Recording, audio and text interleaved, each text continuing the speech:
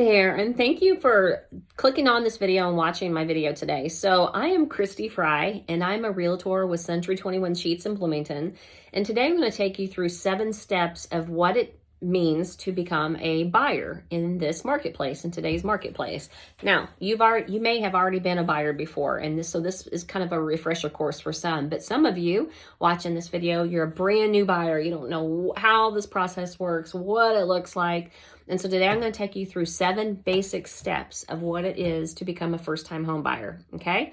Now, I will just preface this by saying watch for future videos, because each one of these items that I will list today, I will go more in detail in later videos of what those mean, because each one of these steps is really, really important, and you don't want to miss out on anything that can help you to land your dream house. Okay, so stay tuned and watch out for more videos. So really the basic steps in becoming a first-time home buyer is number 1, your pre-approval. What is a pre-approval? That helps us. That is a piece of paper from a lender or a banker that shows us how much you can be approved for, or how much buying leverage you have. It's a really important document because we can't submit offers without it anymore. People want to see that you're serious. So sellers will see this when you submit an offer. They'll go, wow, they're serious. They're well approved. They have got great financing. Yeah, I like their offer. Okay. It's not always the case and not always that easy, but that really is kind of the logic behind it. Okay. So getting your pre-approval. Second step is to have a buyer consultation. Now, I will tell you, just me talking, it's not every realtor. I like to have a buyer consultation with all my new clients because it helps me to know their needs. It helps me to understand who they are, what they want, what's their end goal. You know, it helps me to kind of go through if they have a house to sell before they buy a new one. Are they renters, and they know, what's the process of getting out of your lease and how you roll that in to make the timing work. There's a lot to a buyer consultation. Plus, it lets me see you. So just like you're watching me right now, I can see, you can watch my eyes, you can watch who I am.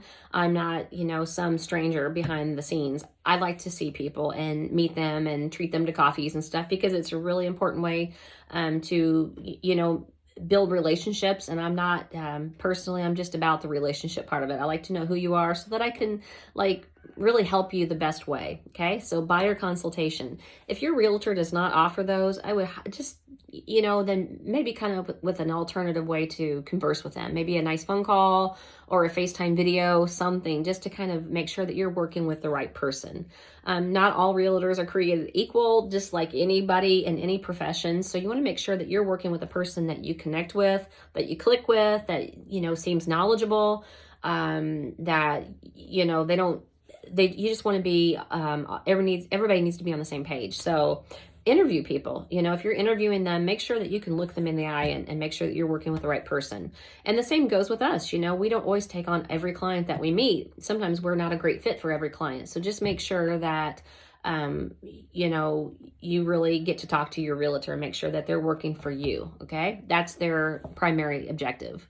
The next step is to put an offer in. Okay. So there's a lot to this, and there's a lot of steps and little things in between. These are just the basic nuts and bolts. So if you're going to be putting in an offer, that is your next big step. And remember that pre-approval, that's when that comes in handy, because when you place an offer, or when your realtor writes up your offer between you and her and him, you will submit that pre-approval letter with your offer, and that's going to show that seller that you are serious, you're earnest, you want that house, you're going to do what it takes to get that house, and so you're going to become, on paper, a very serious buyer. Okay.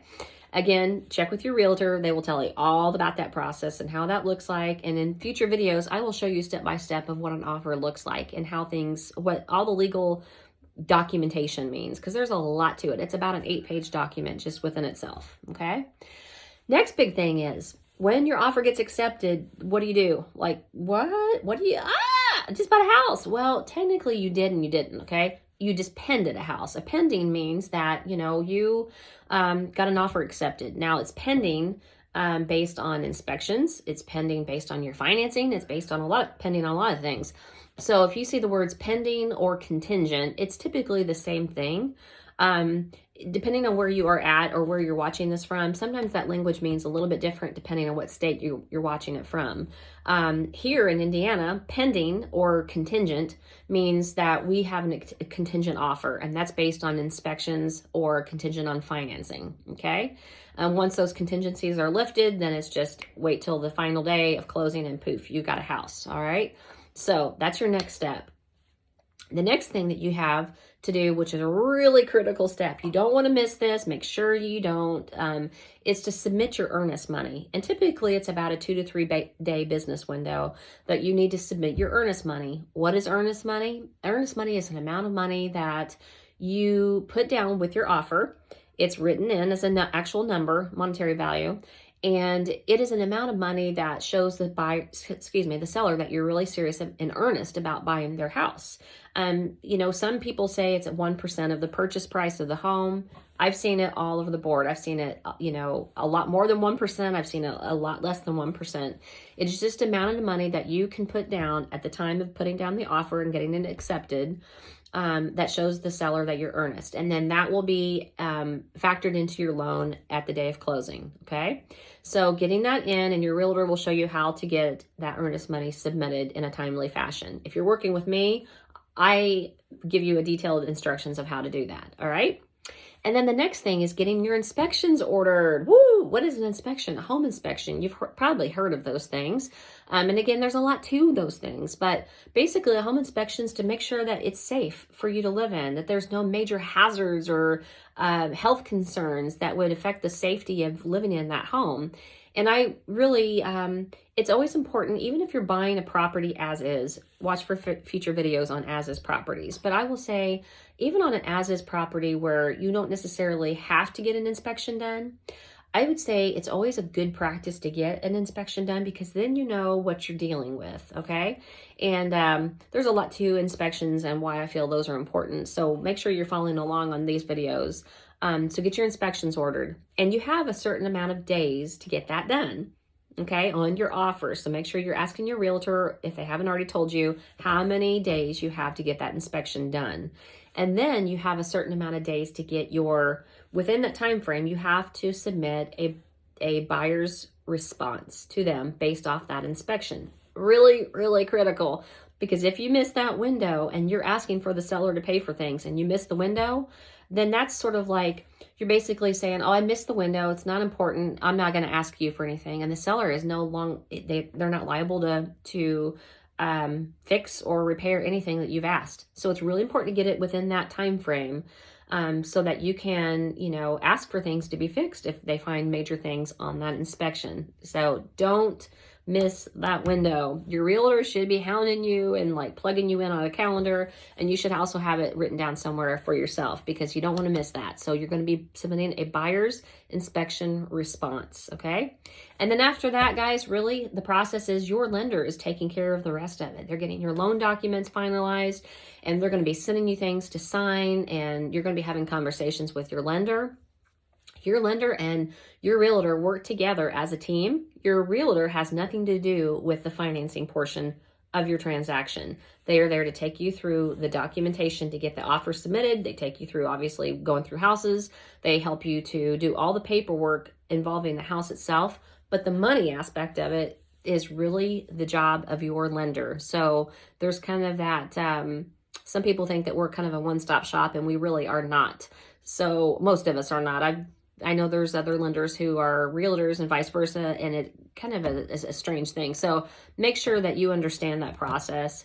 But we do work together for the greater good to get you to that closing table and to close on time so you can have the keys to your new house. So anyway, I hope that helps you guys. If you want to follow along and know more about, all these things in detail, please ask questions or follow along on future videos.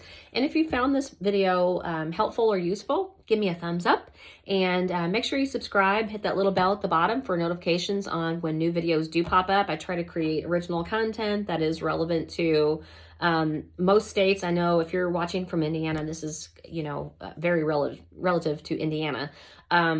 But anyways, have a great day, guys, and I'm excited to work with you or help you in any way I can. Talk to you later. Bye.